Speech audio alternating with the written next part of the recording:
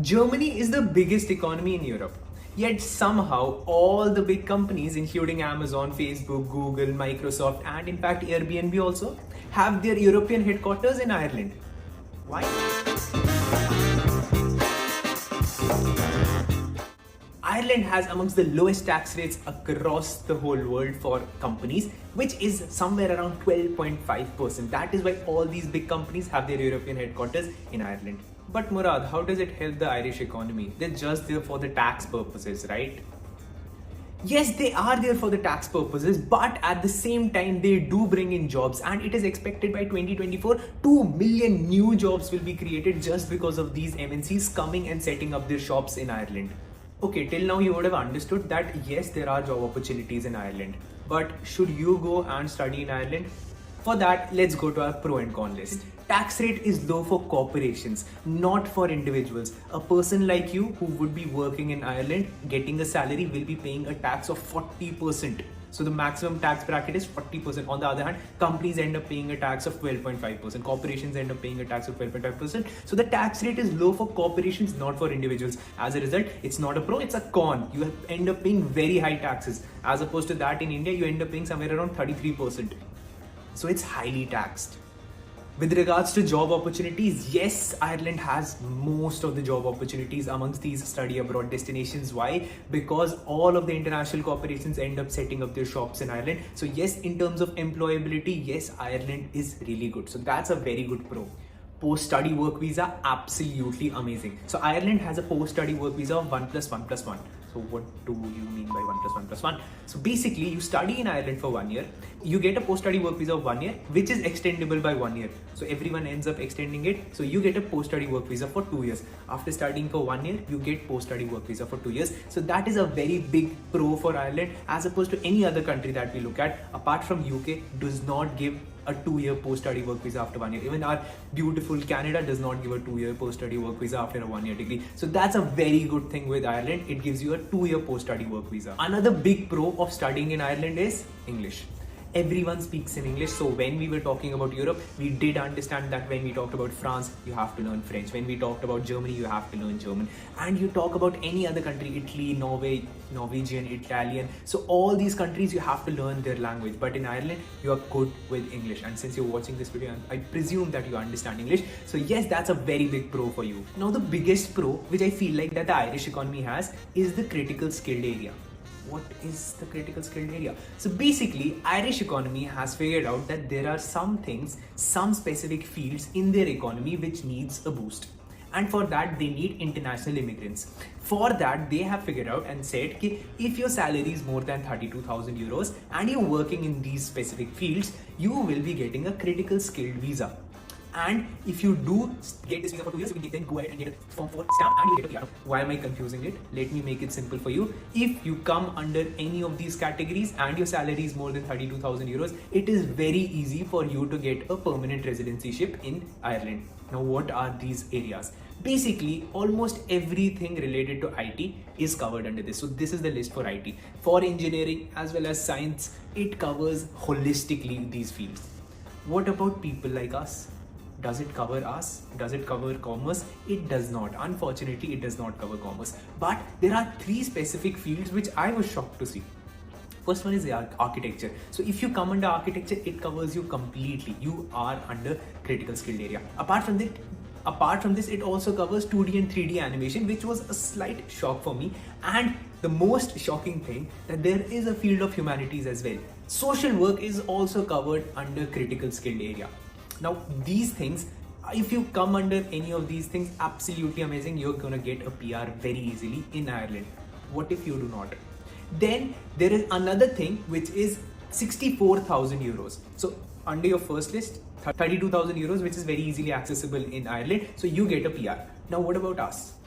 Apart from the main jobs, these 32,000 euro wali jobs, if your salary is more than 64,000, but if you do not come under this category, Irish economy has kept second stage of this as well. Under second stage, almost all the jobs are covered. I can put up a list here, but the list would go on and on. There are so many things in this. So yes, it ideally would cover your job role.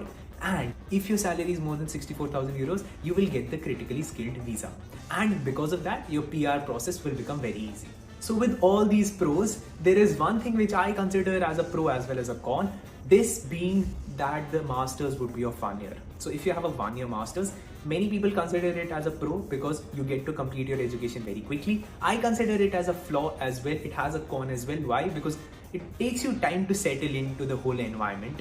It takes you 2 to 3 months, and then you have summer breaks as well. Apart from that, the semester does not go on for entire 12 months. It ideally is for 10 months. So you just have like 4 or 5 months of enjoying the time in Ireland, enjoying your time.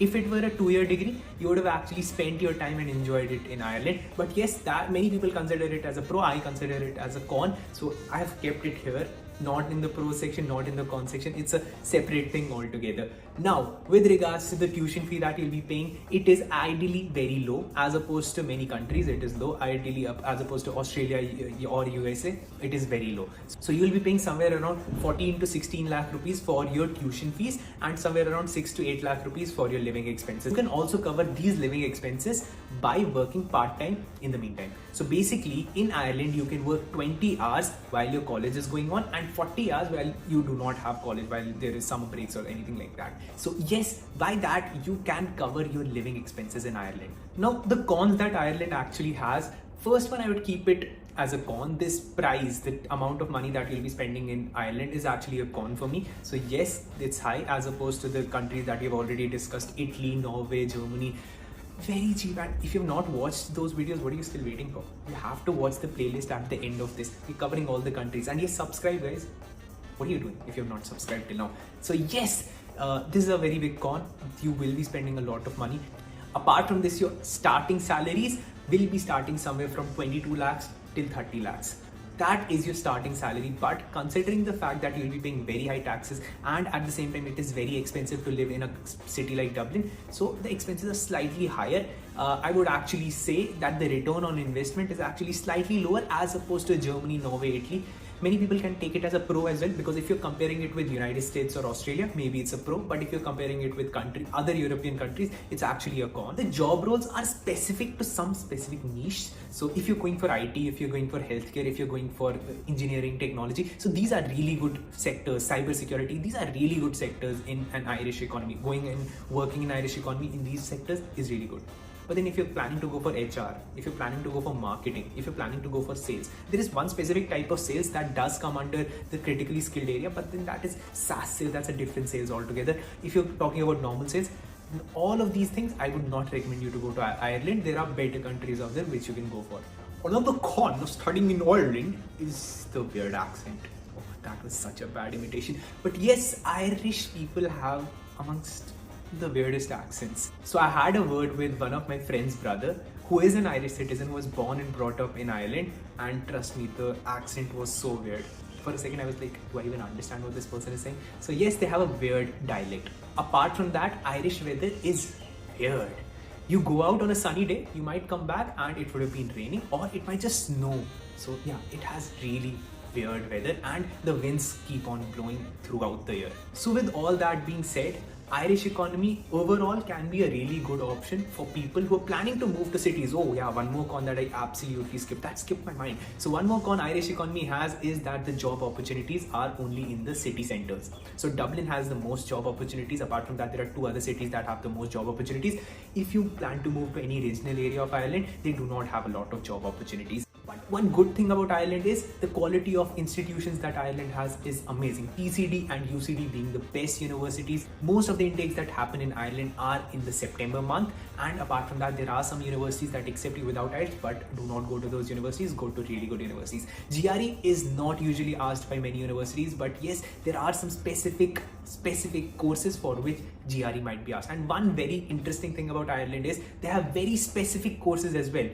Like a specific course in one specific niche, you'll find those courses in Ireland only. So one of these things which actually excited me was MSc in Aviation Finance. Aviation Finance, yes, there are only 2 universities across the whole world that provide this, one being in Ireland. So yes, if you're looking for such a course, you might just find that in Ireland. Apart from that, we have already covered, we are making a playlist and you have to check this out.